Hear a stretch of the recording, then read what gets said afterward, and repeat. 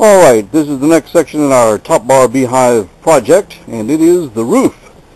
Yes, now what I've done here is I noticed that McCartney Taylor had a 3/4 inch piece of plywood, or at least that's what it appeared he did, but of course he took strips of 1x2 or something else and made sides on this, and yet I've seen someone else with a metal top. Now, let me just say that this obviously is not the way I want it, but I've learned something in this whole process, and as a matter of fact, I'm going to do, the next video is going to be Top Bar Beehive after action report and review, where I go through and explain what I did wrong, what I learned, and how I'm going to do it differently next time.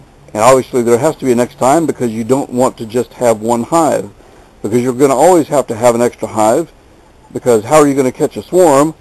If you catch a swarm, you've got to have some place to put them, and so you got to have an extra hive. Anyway, I'll just mention one thing just offhand, that I made the bars under here 22 inches long. Well, now that I know that you can also make them shorter than that, maybe more like 17, then my top is going to be, I can make my top more narrow, which means this piece of tin, which I just went over and measured the other piece I have, and it's 26 inches long. Well, then it's long enough that you can actually put a peak in the top. You know, it has to be wide enough to cover. And that's why this one is, all I can do is just barely bend it over on the ends, because the thing is only 26 inches wide. And so this will just simply have to do for now. And my wife, who doesn't like these bolts sticking out because she thinks they're dangerous, well, she gets a load of these corners here. Anyway, so that's all I did for now.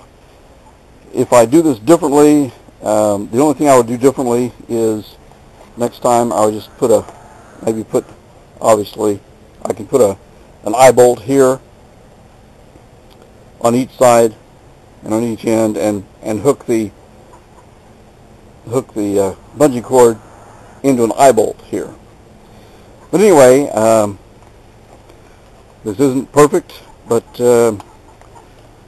it's better than nothing. And in fact, if I determine that roof is too hot in the summertime, I may just go ahead and replace that. However, what I wanted to do was keep the rain off of the wood.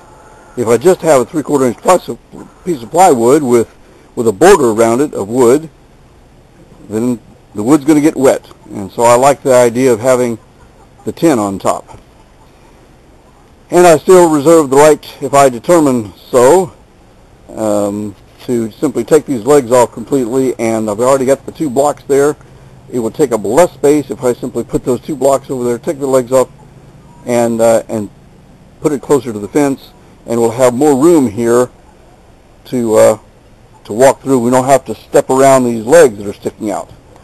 So anyway, that's it for the roof, and here comes the train. Salad and pepper.